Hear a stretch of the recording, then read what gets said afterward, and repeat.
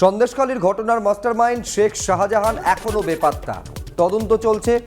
মুখ্যমন্ত্রী মমতা বন্দ্যোপাধ্যায়কে নিয়ে প্রশ্ন করা হলে তিনি বলছেন কোনো মন্তব্য করব না।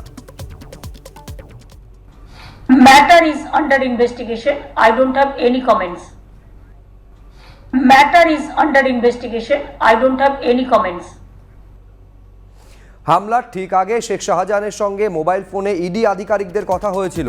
রেশন দুর্নীতি তদন্তে কেন্দ্রীয় এজেন্সি তার বাড়ির দুয়ারে এই কথা শোনা মাত্রই ফোন কেটে দেন শেখ শাহজাহান। তার আরেকটি ফোন অনবরত ব্যস্ত ছিল। দুটি মোবাইল ফোনের টাওয়ার লোকেশনই দেখাচ্ছিল তৃণমূল নেতা রয়েছেন বাড়ির ভেতরেই। পুলিশের কাছে চাঞ্চল্যকর অভিযোগ করেছে এনফোর্সমেন্ট ডিরেক্টরেট। কেন্দ্রীয় এজেন্সির দাবি তৃণমূল নেতার দুটি মোবাইল ফোন। শুক্রবার মোবাইল ফোনে শেখ শাহজাহানকে তার বাড়িতে তল্লাশিতে এসেছেন বলে জানান ইডি আধিকারিক। আর এরপরই ফোন কেটে দেওয়া হয় বলে অভিযোগ। আর তারপর ইডির ওপরে হামলার ঘটনা ঘটে। ইডির অভিযোগ সেই সময় শেখ শাহজাহানই ফোন করে তার অনুগামীদের উস্কানি দেন। 2-3 মিনিটের মধ্যে 28 বার ফোন করেছিলেন শেখ শাহজাহান।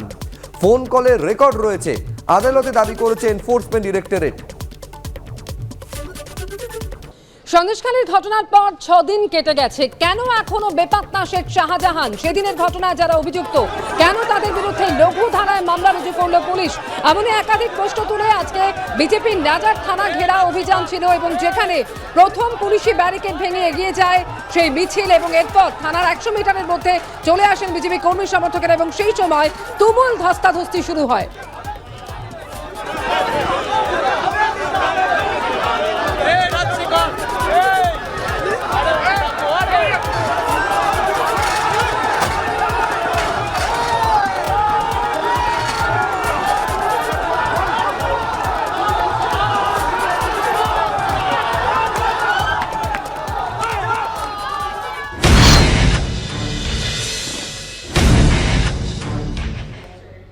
পাগলের মতো কথা। শেখ শাহজাহানের ছবি দেখা গেছে শুভেন্দু অধিকারীর সঙ্গে।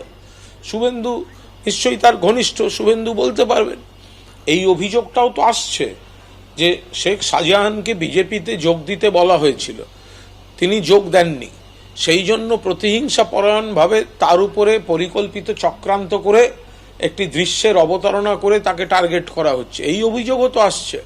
ফলে একতরফা তার বিরুদ্ধের অভিযোগগুলোর পাশাপাশি তার মুখ থেকেও তো অনেক কিছু শোনার অবকাশ রয়েছে।